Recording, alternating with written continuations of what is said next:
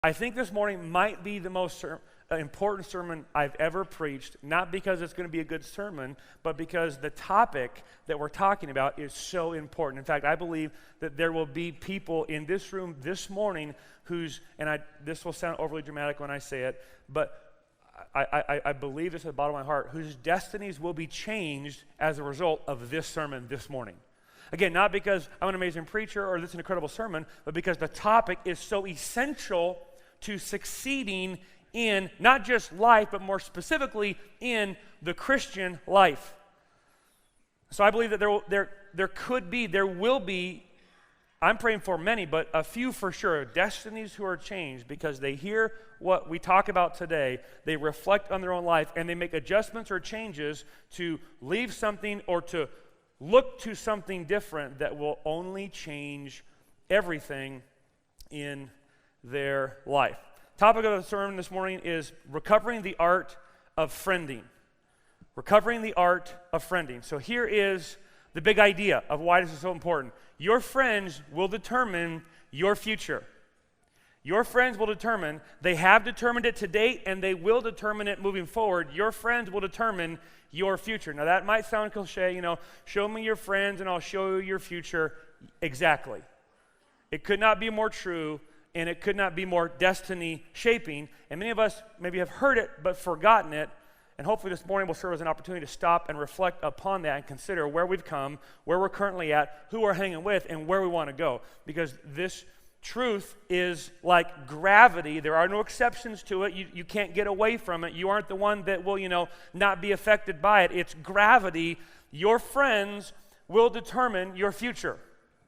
Tyler's morning sermon, Recovering the Art of Friending. Interesting study that was just done showed that, well, actually, before I do this, let's do this. It's just a fun little exercise. If you got something to write down, I hope you do a pen, paper, something. If you got a pen, write on your hand or your arm or your neighbor's shirt. I want you to write down, take 10 seconds and write down the names of your 4 to 6 top closest friends, the inner circle of friends. I know we got coworker friends and collegial friends and neighbor friends. I'm talking about like the friends, you choose to be around. So don't write your spouse's name down. Don't write, your kid's name down. Don't write the name of your dog down. I'm talking about friends that like you because they don't, not because they have to, but because you're likable, okay? Who are those friends? Write those down right now as an exercise. We'll all do it together. I need to see more people writing. Write it down. You're writing down. If you're not writing, I'll pick you up and make fun of you. Oh, I will, Annette. Are you writing, Annette? She just woke up. Morning, Annette. Good to join us. Okay, write down 4 to 6 names, okay? You need to get them down. John, Susie, Betsy, whatever. Got them? Okay, here's what's fascinating. 30 years ago, a study was done in America. How many close friends do you have? Friends that you consider, you could call 2 in the morning, they'd show up. You could be completely vulnerable with them. 4 to 6 was the answer. Study was recently done in the last 12 months. Same question, same poll. The average American answered they have 1 to 2 close friends they can be vulnerable with. That's a massive drop in a statistic. With 25% of those answering said they had no one they could be close to at all. That's called a crisis. Okay? Here's what's so fascinating. Friendship is a multi-bazillion dollar industry in our world. What's driving Facebook? What's driving Instagram? Right? It's this desire to have friends. The irony is, some of you may have dozens, if not hundreds, if not thousands of people who have accepted a friend request from you. I got 3,000 friends on my Facebook, and we've never been more lonely as a culture. It's wild. So today, we want to talk about recovering the art of friendship. I believe friendship was built into the created order. I had an experience recently that kind of, I guess, woke me up to this. Not that I've never preached an actual sermon on friendship, I don't think, ever. I talk about it, but like never a sermon just on friendship. And this experience I had was my 40th birthday party. Now, my wife gave me this as a gift. It was like the most amazing gift I've ever had, like top 5 days of all time, my 40th birthday party. And she kind of surprised me because my 40th birthday came and went in April and she did nothing. And I was like, really? Dinner with Carrie and Tara? Like, we do that all the time, And like, oh, well, Carrie picked up the tab. Well, okay, well, that's new. But other than that, it's like, cheap laugh, easy joke, I know. But it's like, oh, we got steaks at Mozart's. Like, woohoo! I'm turning 40, and so but I'm trying to be cool and humble. No, not a big deal, yeah, it's just another. And it's like, I was like, do I need to throw like a midlife crisis tantrum here to get a 40th party? What's the deal? So she's like, well, honey, it's just been so busy with Easter and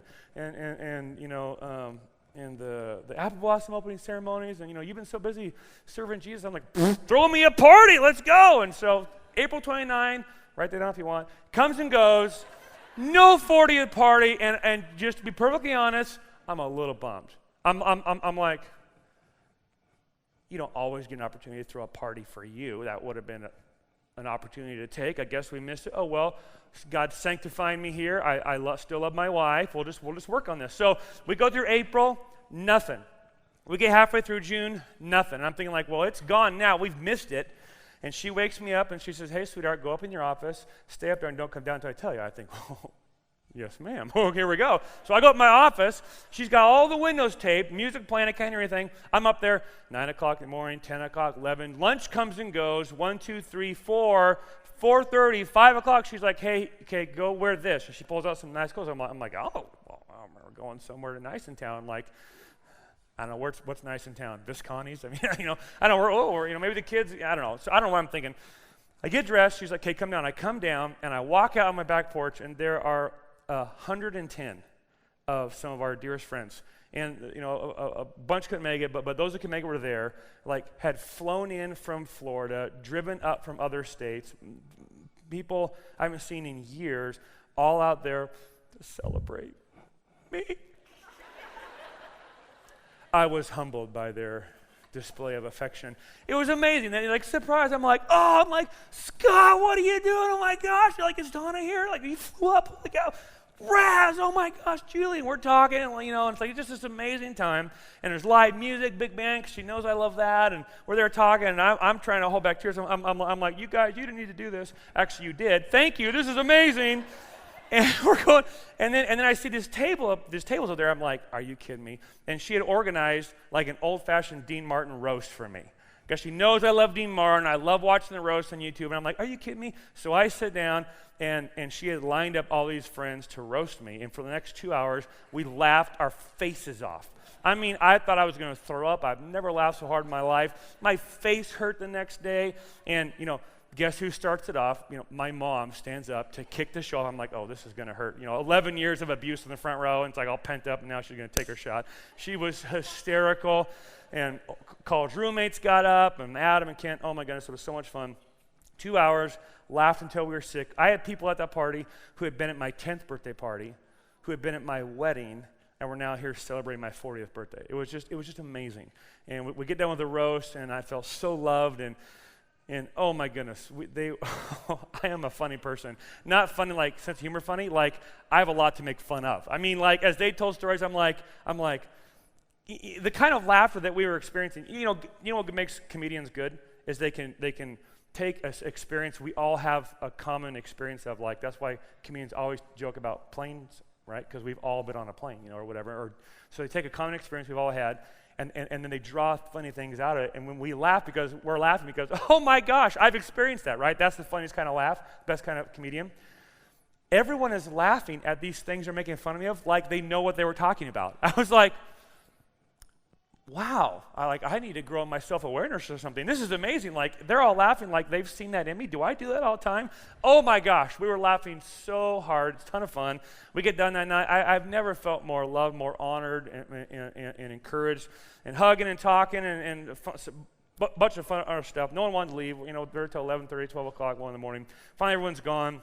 And I laid down in bed that night, my head hits the pillow, and I thought to myself two things, very distinct thoughts. This isn't read in a book, or it's just in my head. I thought, my gosh, I have never felt more known or more loved in my life. And at that moment, I thought, you know what? I think the two deepest impulses in the human heart are those two things, to be known and to be loved.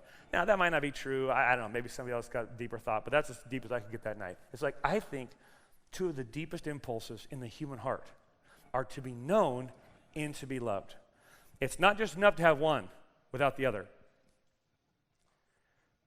Most of us are afraid of the first because it'll affect the second, which is social media, right? That's why we love social media, because we can take a snapshot in time, not a 10-minute window, not like a snapshot frozen in time, however conjured up it is, a selfie, get just the right angle, just the right lighting, a little cleavage, but not too much, because I'm a Christian girl. I've seen your pictures, and you're like this, and then it's like, okay, sunlight, snap, snap, snap. No, not good enough. Okay, there it is. Okay, there we got it. Okay, oh no, and then it's filter, edit, lighting, whatever, and then well, here's little old me. Post. Why?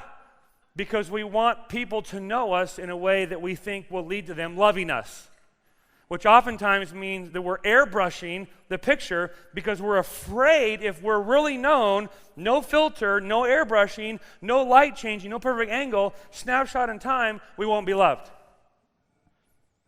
More friends than ever before, more lonely than ever before. I was told after first service that the government of the Ukraine, the UK, England has a secretary of loneliness now.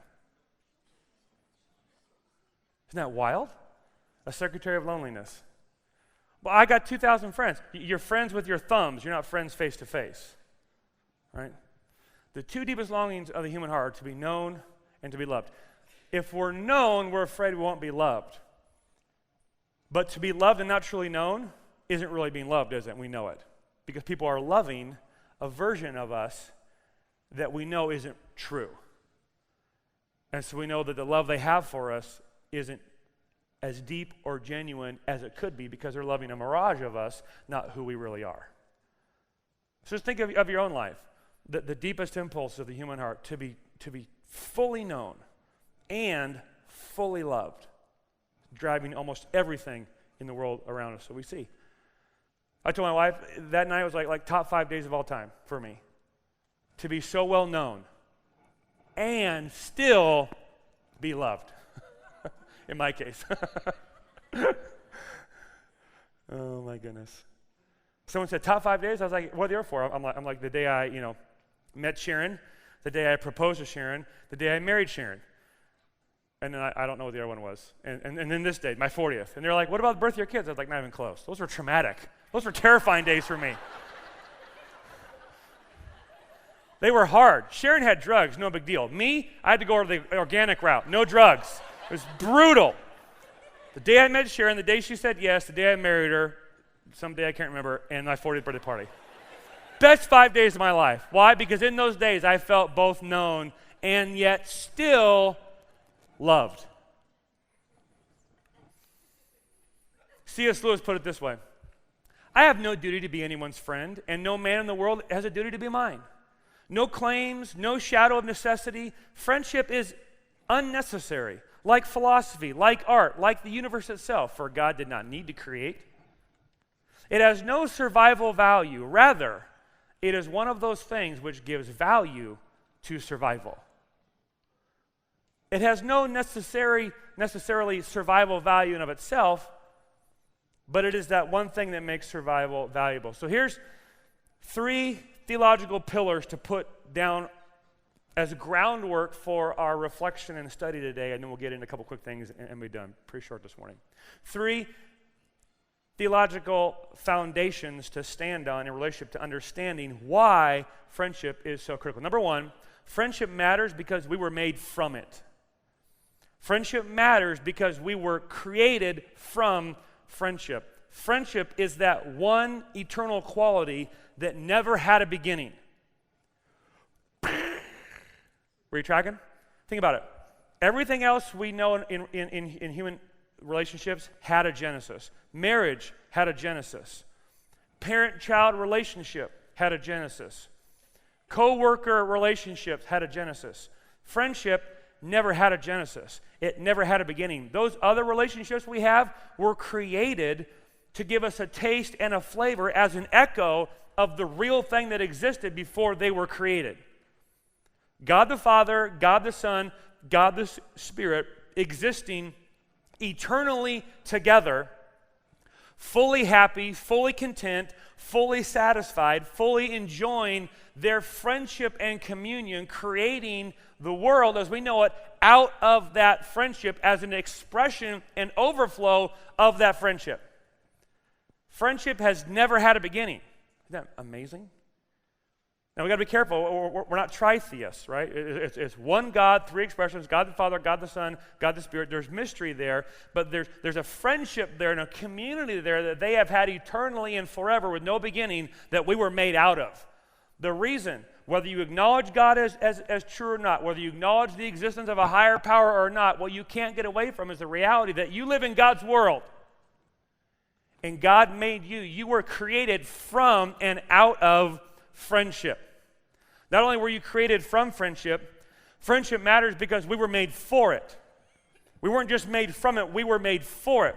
God creates the heavens and the earth, and then he creates Adam. He looks at everything he's made, mountains and rivers and streams and lakes and molecules and math and science and rocks and everything that we see in creation. He's made all that, and there was only one thing he looked at and said, that's not good.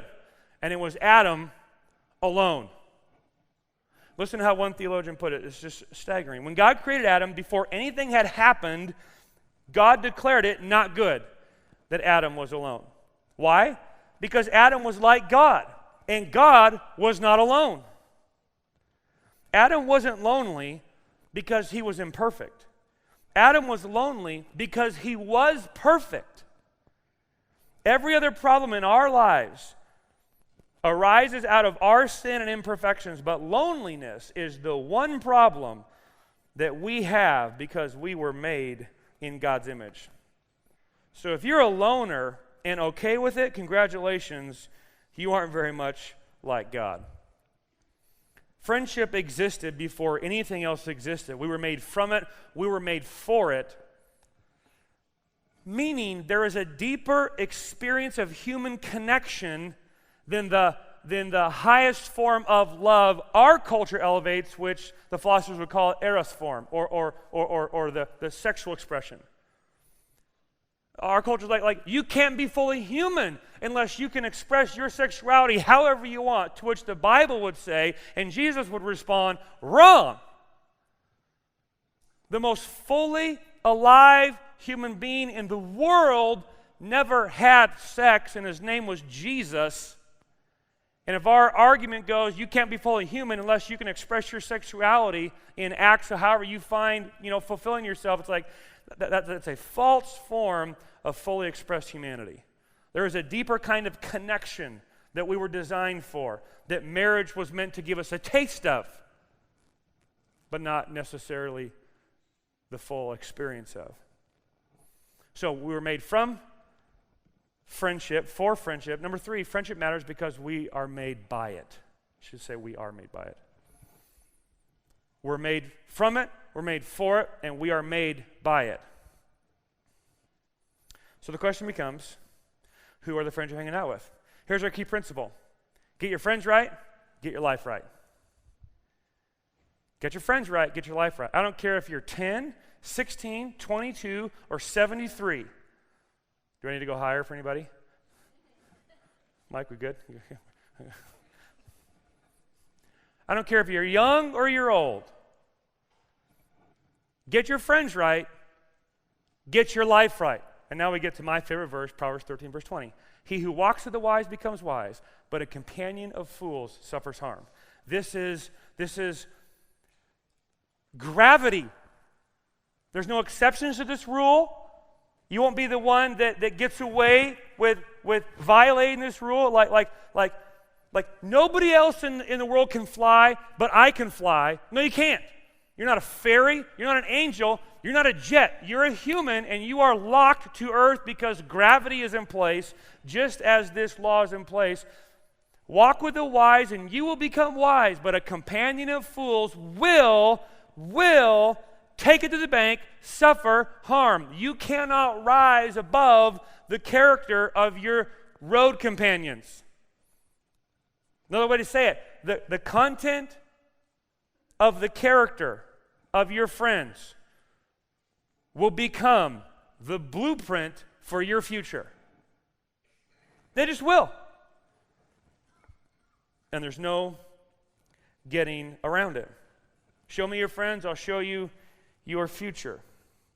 A pastor that I was reading a few years ago said that you are the average sum of the 5 people you spend the most time with.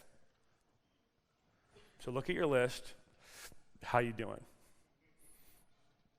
My guess is if you were hungover and stoned this morning from parties last night, and some of the guys on your list were considered your closest friends, my guess is they were with you last night. If you're sleeping around with people that you're not married to, my guess is that you currently have friends who wink at that and think that's okay, or you've had friends in the past that practice that as well. You just can't get away from the gravity of your friends. My guess is if you look at the names on the list, you financially you're somewhere kind of, you're above a few and below a few. I mean, look across the totality of your life, from financial picture to job to relationships to kids. You're probably somewhere in the middle of the friends that you've brought around you. There may not be any more paramount issue in your life than who you are choosing to walk through life with. Show me your friends, I'll show you your future. Get your friends right, get your life right. The character of your friends will determine the blueprint of your future. There could not be a more important issue. Walk with the wise, become wise. A companion of fools suffers harm. Period, full stop. No one gets to violate that law. So the question rises, who are you hanging with? Who are you hanging with? This is why friendship is suffering according to the sociologists of our day. Three reasons. I don't know if they're in ascending order or not. This is from the reading I did. Number one reason friendship is suffering, divorce. As divorce rises, as statistics climb, friendships suffer. Why? Because not just kids suffer in divorce, right? You get this kid, I get that kid. You get this money, I get that money. You get this house, I get that car. You get that friend, I get this friend. How many of you had that experience? Good friends, they divorce. I love you both. This is frustrating. I feel like I've got to take sides here, right? Number two, increased work weeks.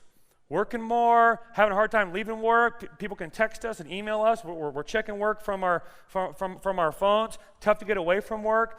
Less hours to spend with friends. Thirdly, social media. Isn't that ironic? Being driven by the impulse and need that God's put in our heart to have friends, and in so doing, it's actually moving us away from having true friendships. I'm not against social media. I'm not against technology. That's not what this is about. They have many, I believe, redeeming qualities. We're on social media. There's ways to leverage social media to be redemptive and work for human flourishing. But we got to be careful of unintended consequences. The number one phobia climbing right now in the United States and around the world? Like one of the number one and fastest growing phobias being identified by psychologists in the world. Crazy. You know what it is? Talking on the phone. How pathetic are we becoming, humans? Come on. You know why? Because when I'm on the phone, I can't control the direction of the conversation. Right? So here's what happens. Phone call, let it go to voicemail, text back, hey, what's going on? You've all done it and you know it. You ghost your mom, you ghost your dad. Must have been in a bad place, no cell service, Dad. I'm losing you, but, The number one phobia growing, like the fear of talking on the phone. Why? Because we can't control where the conversation is going. And so we can't even, we're losing our ability to have human interaction, people. If anyone in our culture is recovering the art of friending, it should be us. It should be the church. Connecting with each other. That's why we don't, let's just do online church. I'll preach in my underwear, you watch from breakfast in bed, we'll call it good. We're not doing that. Because there is something inherently lost when we're not here. When I'm not spitting on the guys in the front row. Should give you guys like plastic bags or something. There's something lost when we're not here together, right? So we do city groups. So we can facilitate relationship, because life gets busy and we're going and going and going. And, oh, we have so many things to do. We've never been more busy, never been more shallow. We're covering the art of friendship. So here we go. 5 kinds of friends you need. Briefly, very quick. 5 kinds of friends you need in your life. You don't have to have one friend who is all of these 5 things, but you need to have enough friends that at least one of these things in your life for you. In fact, I would argue against trying to have just one friend. You need to have multiple friends. You don't have the emotional capacity to have 25 close friends, but you should have more than 2. Okay? At least 5 friends you need. Here we go. Friend number 1, you need a friend who, number 1, sharpens your edge. Proverbs 27:17. As iron sharpens iron, so a friend sharpens a friend. You need a friend in your life who sharpens your edge. In other words, they make you better. Okay? They make you better. When you're around them and you leave, you're a better man, you're a better woman, you're a better husband, you're a better father, you're a better wife, you're a better mother, you're a better human being because they push you, they challenge you, they encourage you, and they inspire you to rise from where you're currently at to be something you aren't currently and you have yet to currently attain. You need friends who sharpen your edge. Now, this could be financially, this could be physically. I mean, you know, you could call somebody who's a total stud and, hey, could you help me come work out? And I need to get there and I want you to push me. Or you could call someone, hey, I need to work on my marriage. Whatever it may be, you have a friend in your life who sharpens your edge. They make you better. Number 2, you need a friend who stays in your fight. You need a friend who stays in your fight. And I worded this intentionally.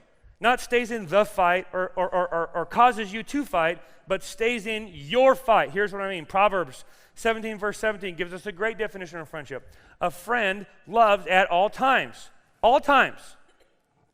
And a brother, I love this, is born for times of adversity.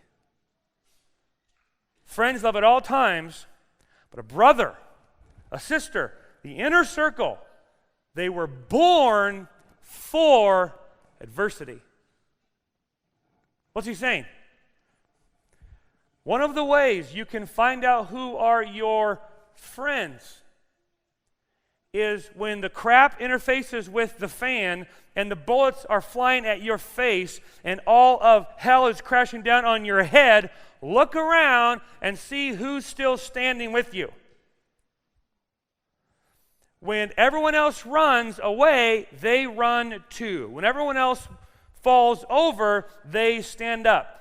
Not just to fight a fight, but to help you fight your fight. I mean, this truth makes some of the greatest, most gripping cinematic moments in history, right? When that friend who, at great cost and risk to himself or herself, stood with another, not because they had to, but because they wanted to fight a foe together that their friend could not conquer on their own. Ringing any bells? Ringing any gospel bells? Of someone who would stand with a lesser and fight a foe that they could not defeat on their own at great cost to themselves? There's a reason these things sell movies. They're just ripping off the themes of the acts of the greatest friend to humanity has ever known, namely Jesus Christ. How does John say it in 1 John?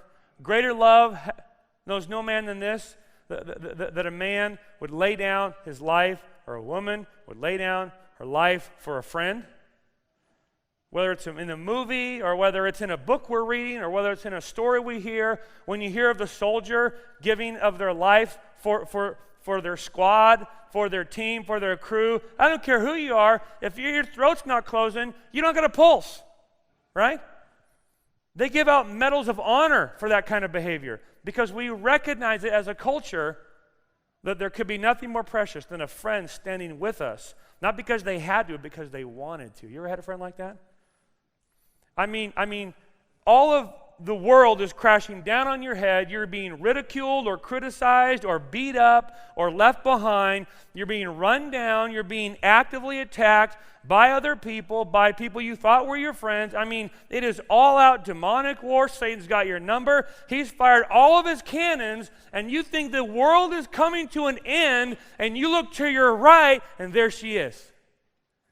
And there he is. And they're going, you know what muscular people do, and you're like, what are you doing here? And they're like, you're about to get attacked by an enemy that you can't overcome.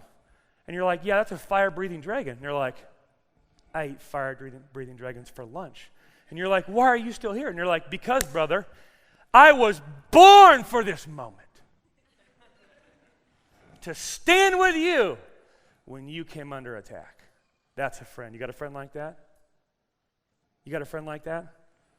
Look at your list again. Anybody on there that do that? You need a friend that stays with you in your fight. That's a friend. Number 3, you need a friend who speaks the truth. You need a friend who speaks the truth. Not a truth, not your truth, the truth. You need a friend who says not what you want to hear, but what you need to hear.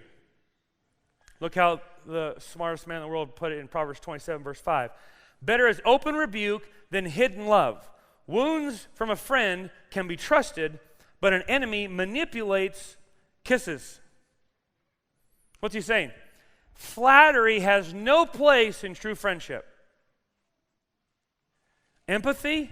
Yes. Compassion? Yes. But I watch this all the time.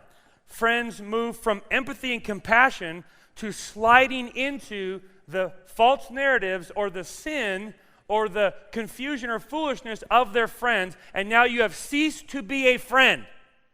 You are now complicit in their self-righteousness, complicit in their self-pity, complicit in their pride, complicit in their sin when you go from compassion and empathy to flattery and kisses. True friends love, extend compassion, empathize, and speak the truth in love. Now, this verse has sometimes been used as a billy club to beat people up. Just an open rebuke, brother. That's why I wrote the blog and blasted it off to the universe. No. You wanted to hear yourself talk. A friend doesn't talk about someone to other people. A friend goes to that person to talk to them. Better is open rebuke than hidden love. Wounds from a friend can be trusted. I've had friends like this, and I have friends like this in my life who love me enough to say what I need to hear. And they're gentle enough and kind enough and mature enough and godly enough not to do it in a way that has a low chance of me hearing it, but to do it in a way that has the highest opportunity for me to respond to it, humble myself. You're right.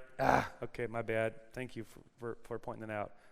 And can facilitate repentance. You need to be a friend like this. You need friends like this. If you do not have friends like this, you're tacitly assuming you have all the answers, you see everything as it needs to be said, you have in your possession all truth for all financial decisions, all relationship decisions, all future destiny life decisions, all challenges you're facing decisions. You have it, is what you're saying. If you don't have people in your life that you have given permission to speak the truth. In fact, there are multiple men in my life, someone in this room who I've said, hey, look, here's the deal, man.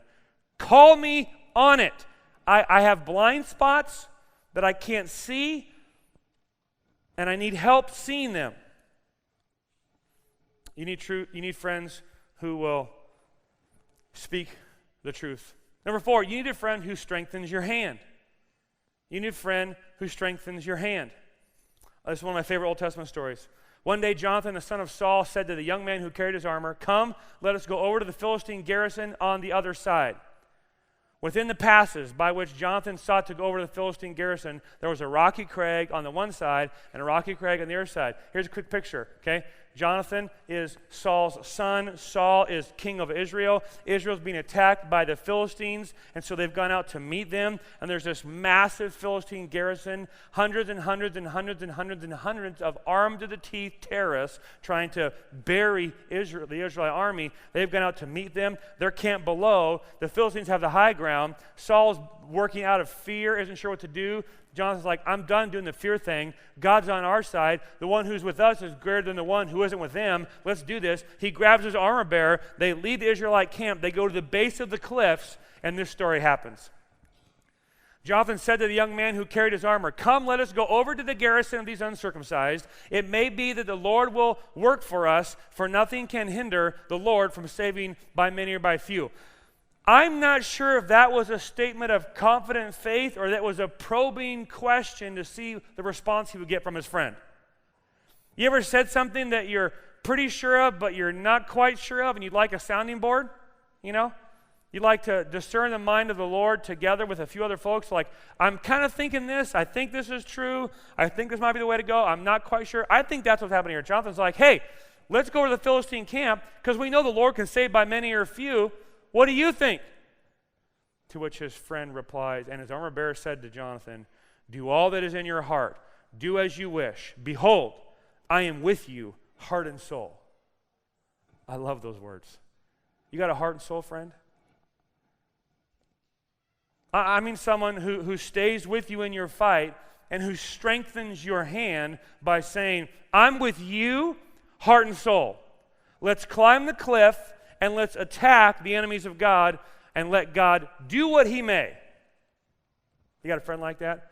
I've lost track of how many times I've wanted to quit, roll up, run away, do something different, pull the ripcord, and I'm just looking for the exit button. It's like the jet's, picking up speed. And I'm like, I got to get out of this thing. Beep, beep, beep, beep. Lights are flashing, and the joystick is shaking. I'm like, where the crap? And then there's a voice in the back, hey, hey, hey, hey. Grab the joystick, pull it up. We can pull out of this. No, I think we should eject. If I didn't have friends that come alongside of me week by week, by month, by year after year going, hey, hey, hey, I'm with you heart and soul. Do you know what they mean when they say that?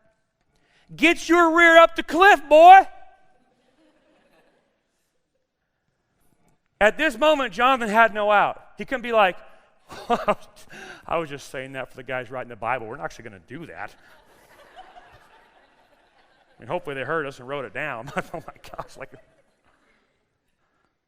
Now we're in it now. You got a friend like that? I got friends like that. Hey. God's doing a work. God's doing a work.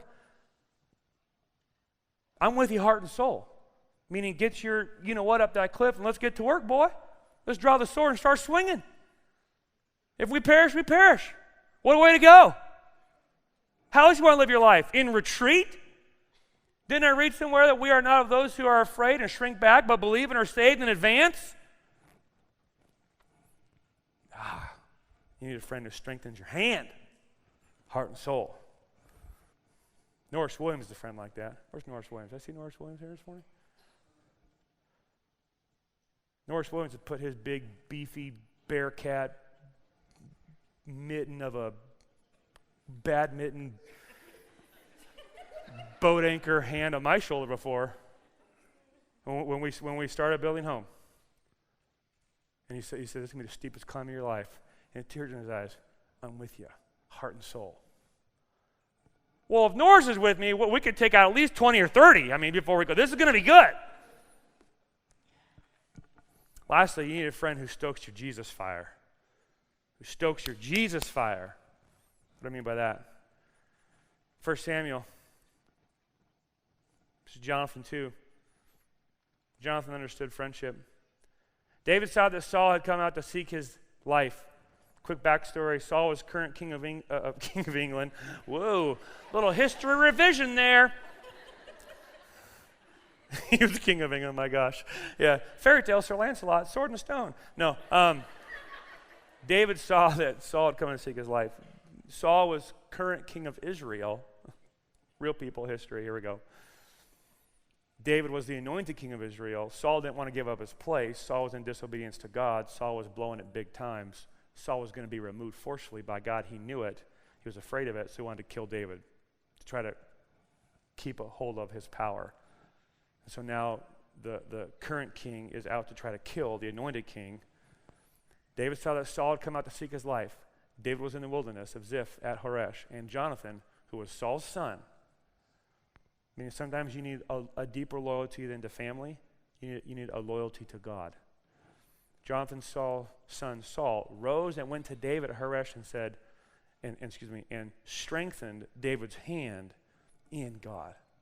What a great text. He didn't go just to strengthen David's hand in general, like, hey, buddy, you got this. You're good enough. You're smart enough. And gosh darn it, I've heard you play the harp, man. You play a mean harp, buddy. Come on, you could do this. He's not strengthening David's hand in David. He's strengthening David's hand in God. You have those kind of friends? You're low, you're down, and they're like, look, here's the deal.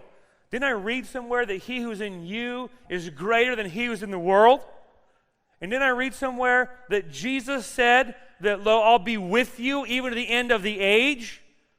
And didn't I read somewhere just promise after truth, washing you with it, filling you up with it? You know what it means to encourage someone? It means to put courage into someone. Encourage is such a soft word today, you know. Oh, encourage, and oh, it's a girl word. It's a pink word. We put it on coffee cups. Like, no, it's a dude word. And it's a chick word. It's a person word. Put courage in where it currently lacks. Men, do you know how to encourage other men? Gals, do you know how to encourage other gals? Not just like, well, hang in there, but like to pour courage down their throats so when they swallow, it's like, I'm awake, I'm alive, let's climb the cliff. Have you ever had courage put in you like that when you did not have it? Have you ever put courage into someone like that when they did not have it? You need that kind of friend that will strengthen your hand in God and stir your Jesus fire. And maybe I'm unique, I don't know, but my Jesus fire kind of goes in phases, you know what I mean? Sometimes it's like, look at that guy's bonfire. And other times it's like, hey, where'd the coals go? You know? Quick, somebody get a bucket of gasoline. This guy's fire's running low. You need to be like a bucket of gasoline walking around looking for Jesus coals to get poured on. To stir up other people's faith in Jesus. Yeah, I know life is hard. Yeah, I know they hurt you. Yeah, I know it's a rough deal at the job. Yeah. I get all, I am so sorry. Hey, you looked at Jesus recently? Because he's good stuff. Amen. Let's get the eyes off of the stuff. Let's get over the victim stuff. Let's get our eyes looking to Jesus. Stirring faith in Jesus, stirring one another up towards love and good deeds, not grumbling and complaining and whining, but courageously, faithfully forgiving, having compassion, loving, and advancing in our relationship with Jesus. My goodness sakes, if I didn't have this in my life, I would have quit a long time ago. I got to hang out with some young men this week, and they demonstrated what I think is exceptional wisdom in some of the questions they asked. And one of the questions was, how have you gotten to where you're at? I said, what do you mean? They said, well, you're further down the road than we're at, and we'd like to figure out how to get there. And how did you get there? And you know, my answer was just instinctively, the grace of God and other people in my life. And I just spent some time bragging on the people in my life because in that moment, were I to take any ounce of credit for any measure of success, small or large, in my life, it'd be a travesty to the grace of God. And a travesty to the reality of people in my life who have regularly invested, encouraged, and put courage in when it lacked. I could list the name of men in my life right now without which I would not be here, wherever here happens to be right now. Do you have that kind of friend? 4 action steps for you. Ready? You can write these down. 4 action steps for you. Recovering the art of friending. Action step number 1. Who do you need to unfriend? Who do you need to unfriend? I don't mean this to be mean. I don't mean this to be harsh, and you should not do it in a mean way or a harsh way. but you are currently friends with someone in your life that you might need to unfriend. Their attitudes are toxic. Their spirit is toxic. Their life goals are different. Who do you need to unfriend? Show me your friends, I'll show you your future. Walk with the wise, become wise. Companion of fools suffers harm. The content and character of your friends are the blueprint of your future. Get your friends right, get your life right, which means some of you need to unfriend some friends. Now, I thought we're supposed to be Christians, Josh, and yes, yes, yes, and amen. Be friendly to all, but be friends with a few. Jesus was the friend of sinners that his enemies accused him of, which was true. But he was friendly to all. He had friends with his disciples, and then inside that circle, he had just the three, right? Peter, James, and John. He was close with, intimate. So I'm saying, not the friends you have as collegial friends, like, hey, I work next to Judy. Oh, hey, Judy, or we're neighbors next to so and so. That's great. Or they're on my team. Great. There's those kinds of friends that you should be friendly and godly toward. I'm talking about the friends that you choose to be around. Who should you unfriend? You think, is that biblical? Well, Proverbs 18:24 says, one who has unreliable friends soon comes to ruin, but there is a friend who sticks closer than a brother. You are not obligated to be friends with everyone in your life who wants to be friends with you or who's been friends in the past but now choosing a different road. Yes, love. Yes, serve. Yes, reach out. Yes, call to. But at some point, if they're doing this, it's just going to be different. I love you. I'm for you. I can barely see you. I can't go down that road. Don't let compassion and empathy become helping them walk down the wrong road. How about 1 Corinthians 15? Do not be misled. Bad company corrupts good character. So what's the point? Very simple. You can't have the right life if you've got the wrong friends. Do the friends that you have and you leave, you're like, I love Jesus more, I love my wife more, I love my husband more, I love my church more, I love my kids more, I love my town more, I love my community more, I love my job more, I love my life more, I love the God who made me more, I love the world I live in more. I'm better, I'm stronger, I'm bolder, I'm more courageous, I'm filled up with faith. Show me your friends, I'll show you your future. Who do you need to unfriend? Action step number 2. Who do you need to pursue? Who do you need to pursue? Proverbs 12, verse 26. The righteous choose their friends carefully, but the way of the wicked leads them astray. The wicked, the fools, they're friends with whoever's around. Party? Sure, I'll go over there. Okay, yeah, whatever. There's being, ring in the ear, getting drugged all over the world, all over the map, all over life. The wise, the prudent, the godly choose their friends carefully. Here's what's crazy. You have the right to choose your friends. You do. We're friendly to all, friends with a few. You have coworker relationships, sports teams relationships, city group relationships. Yes and amen, absolutely. And many of your close friends might be that community in your city group. Choose your friends wisely. Who should you pursue? Number 3, who do you need to thank? Look at your list. Who on that list do you need to call today or text today or better yet drive to see today and go, hey, you know what?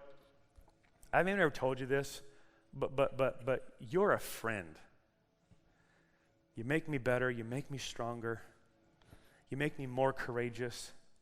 Like when I'm around you or when I hear about what you're doing or when I see how you're living or when we hang out, I leave better. And I'm grateful for that. Cultivate a culture of honor. My guess is they maybe don't even know the role they've had in your life. Give them the best day of their life. My 40th birthday party was like going to my own funeral. It was amazing. It was awesome. I don't have to go to my own funeral now. I've been to it. It was a blast. Where I experienced being known and still yet being loved. Which I think is a foretaste of the new heavens and new earth, isn't it? where we will be fully known and fully loved by God himself in the presence of all the witnesses and all the saints? Who do you need to unfriend? Who do you need to pursue? Who do you need to thank? Lastly, who do you need to become? Who do you need to become?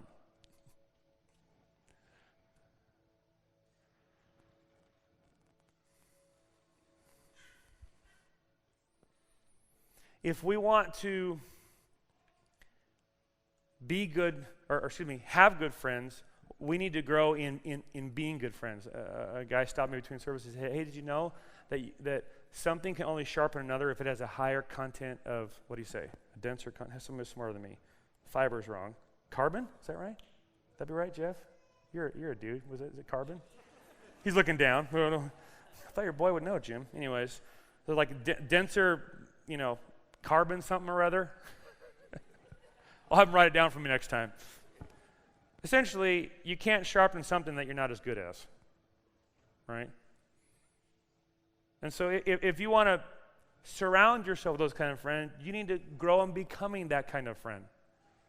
So what has the Lord been highlighting in your life that needs to go or needs to grow so you can be this kind of friend? I want to invite the ushers to bring down communion, and we can begin passing the communion elements to take communion. Here's what I want us to reflect on during our communion time, and it's this simple truth. If the deepest need of the human heart is to be both known and loved, therein lies the reason that the gospel is such good news. Because in the gospel, we have this explicit picture of being both fully known and fully loved by God himself through Jesus Christ. In fact, the good news of the gospel, as Tim Keller says, is that in the gospel, we realize we're more sinful than we could wildly imagine, and simultaneously more loved than we could wildly comprehend. And what friendship is friendship is a gift that came from God and out of God, that we were made from and for, as a foretaste of what being with God forever will be like in eternity. Facebook is an expression of a need for eternity with Jesus. And when you have that friend you can sit down with and be real with and be intimate with and share everything going on with. Because here's the irony. There are some things that should not be shared with the world. They should be shared with a few. And there's some sort of weird cultural socialistic voyeurism that goes on when we take the inner things and put them out to the world. And there's something that's sick and broken, we take the inner things and share them with nobody and keep them ourselves.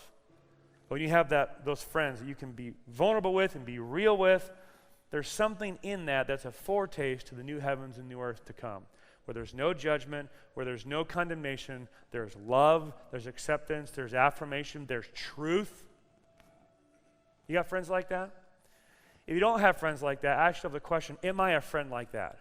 Am I a friend like that? Most people that don't have close friends like this, I've observed, aren't good friends themselves. So what do I need to grow in and become? And the good news, of course, of the gospel is that in Jesus we have the world's greatest friend available to you.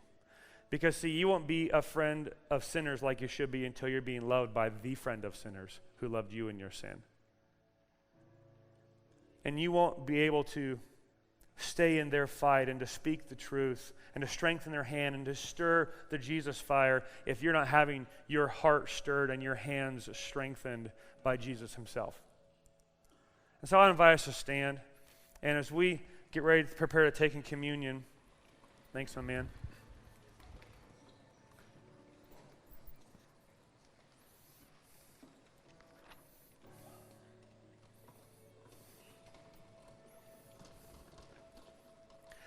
We're reminded that what was lost in the garden when man sinned against God was, and they were naked and unashamed. That's what was lost. And in the gospel, we can be naked and unashamed meaning we can be exposed for who we are. We can be known to our toes fully. And in Christ, the sin is forgiven, the righteousness is imparted, and there's no more need for shame or head hanging or self-pity or condemnation. Only grace, only hope, only relationship restored. And wherever that you have experienced that on earth, that's an echo of eternity coming with the Father through Jesus Christ if you know him. You were made for this, friends. You were made for intimate friendship with God. And so, church, this bread is for those who place their faith in Jesus Christ, right? And there's nothing mystical or powerful about the bread itself. The power lies in the symbolism, in the act corporately of together reminding all of us that Jesus is the friend of sinners, namely all of those here in the room who've looked to him for the forgiveness of their sins. And in partaking of this friendship bread, we're reminded that we get to eat with Jesus at table as a symbol and sign, not just of an acquaintance of God, but a friend of God. And so, church, for those who walk with Jesus, take this bread and with great thanksgiving in your heart, remind yourself again, you have been made friend of God.